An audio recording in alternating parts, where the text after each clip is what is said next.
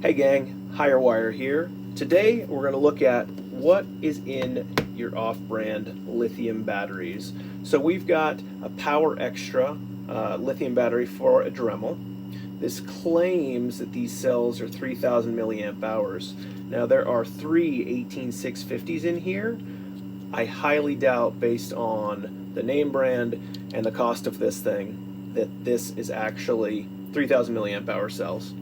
So you can also see this was subject to a little bit of a turn and burn. So this was actually sitting out overnight, not in the Dremel, not in the charger, wasn't being charged, discharged, anything like that, wasn't even connected to anything. This thing's a little more than a year old actually, so it wasn't brand new. So, but you see that this was, damaged. One of these cells just decided to give up the ghost and try and take the others with it. So we're going to pull this thing apart, see what cells are in here, if we can find a capacity, if we can find a brand on it or anything like that. Might be able to figure out what's in here.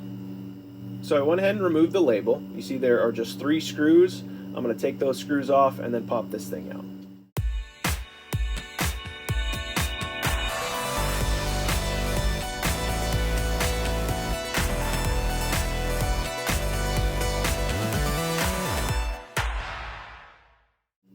Right, and let's pull this thing off.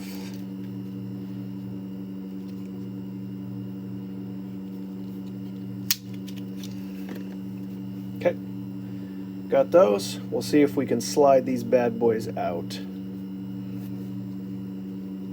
So anytime you have got a nickel strip that you're trying to remove from the tops and the bottoms of cells, you want to make sure that you're very careful. So this cell in here, you can kind of see the heat shrink has actually been burnt off.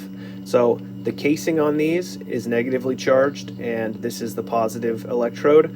If when this nickel strip right here, if you were to touch that and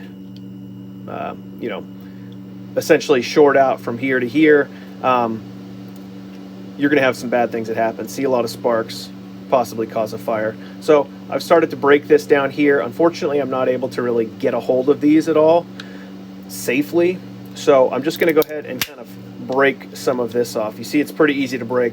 Even leveraging off of the cells, I don't recommend, but in this case, this plastic is so brittle and breaks so easily that I just did it really quickly. We obviously want to make sure that there aren't any damage or anything like that to the cells after you're using those for leverage. And again, if you can, avoid that, please.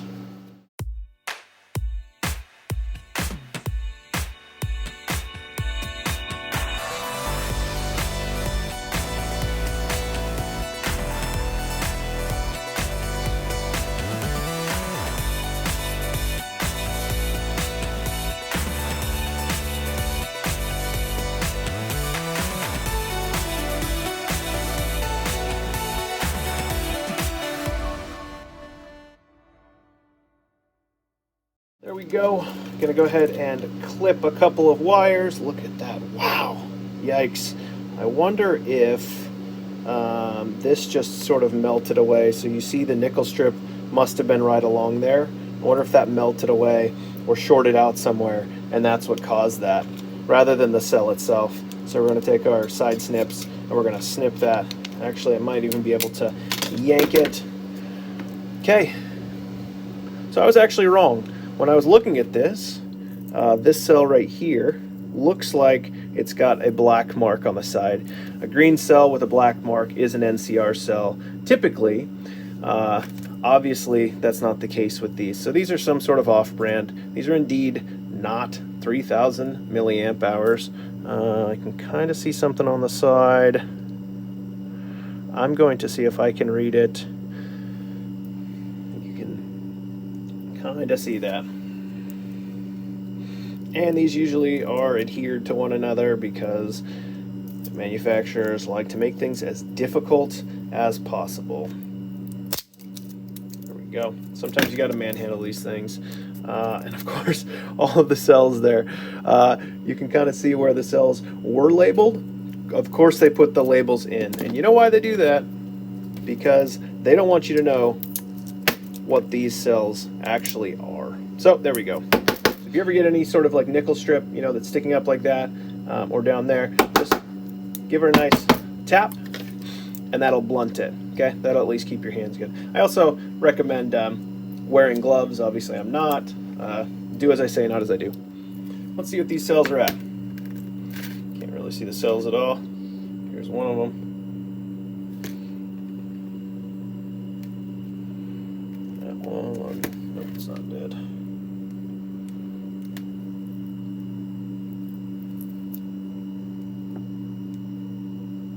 $383, even with all that damage.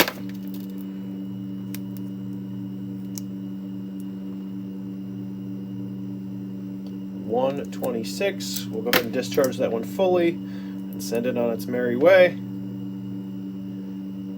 $410. Okay.